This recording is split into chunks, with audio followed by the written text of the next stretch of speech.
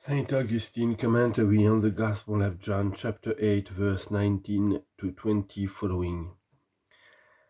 Yesterday we commended it to your consideration, beloved, and said that the sentences of the evangelist John, in which he narrates to us what he learned from the Lord, had not required to be discussed, were that possible, except the inventions of heretics had compelled us.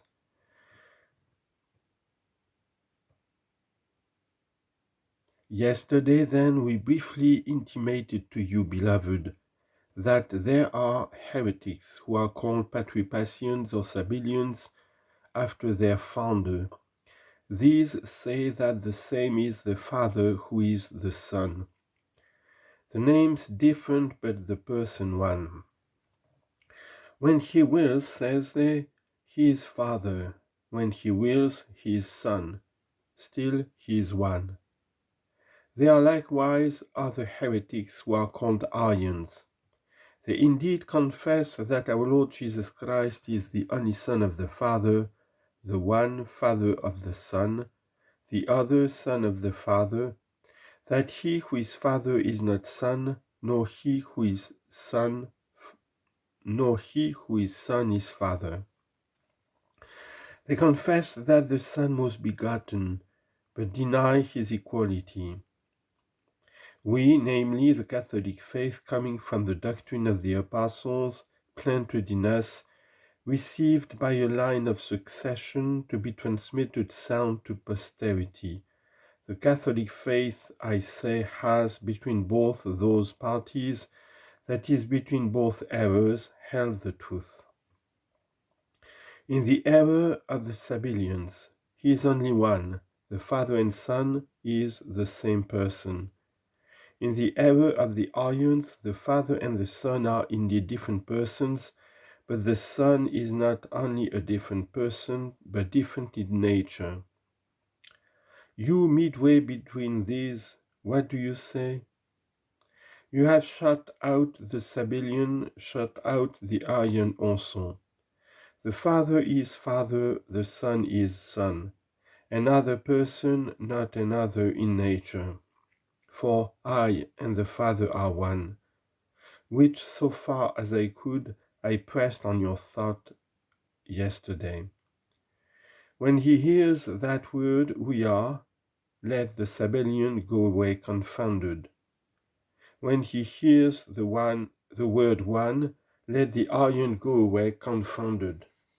Let the Catholic steer the bark of his faith between both, since in both he must be on his guard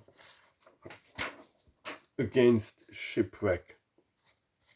Say you that the Gospel says, I and the Father are one?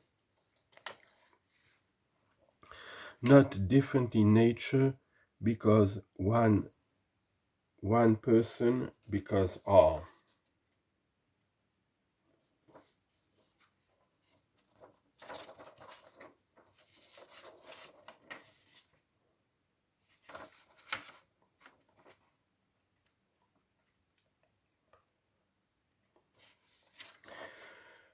A little before he said, my judgment is true, because I am not alone, but I and the Father that sent me.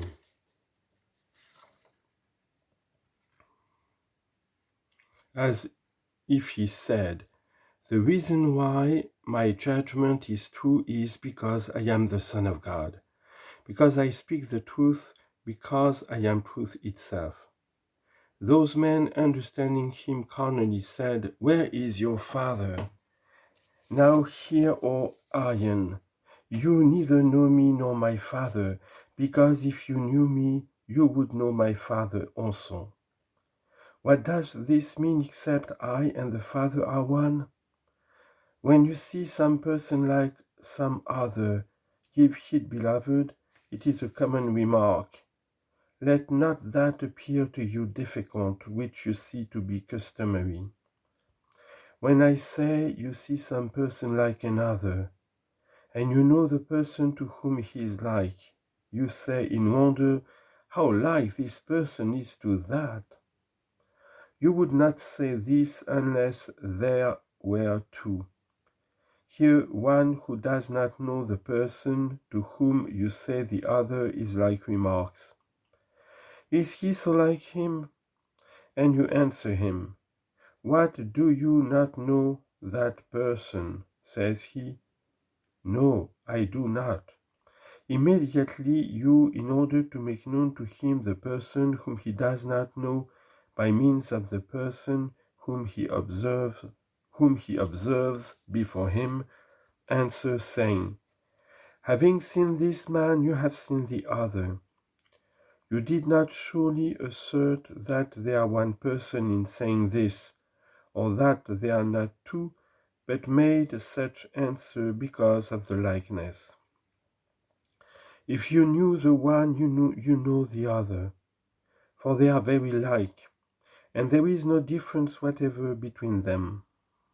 Hence also the Lord says, "If you knew me, you would know my Father also." Not that the Son is the Father, but like the Father. Let the iron blush.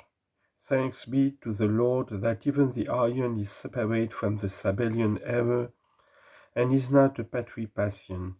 He does not affirm that the Father assumed flesh and came to man, that the Father suffered, rose again, and somehow ascended to himself. This he does not affirm. He acknowledges with me the Father to be Father, the Son to be Son. But, oh brother, you have escaped that shipwreck. Why go to the other? Father is Father, Son is Son. Why do you affirm that the Son is unlike, that he is different, another substance? If he were unlike, would he say to his disciples, "He that has seen me has seen the Father"? Would he say to the Jews, "If you knew me, you would know my Father also"? How would this be true unless that other was also true? I and the Father are one. These words spoke Jesus in the treasury, speaking in the temple, great boldness without fear. For he could not suffer if he did not will it, since he were not born if he did not will it. What follows then? And no man laid hold of him, because his hour was not yet come. Some again, when they hear this, believe that the Lord Christ was subject to fate, and say, "Behold, Christ is held by fate." Or, "Oh, if your heart were not fatuous, you would not believe in fate."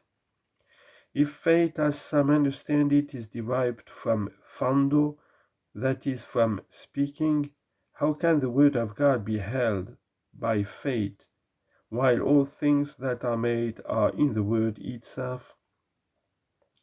For God has not ordained anything which he did not know beforehand. That which was made was in his word. The world was made, both was made, and was there.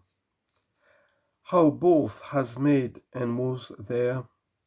Because the house which the builder rears was previously in his art, and there a better house, without age, without decay.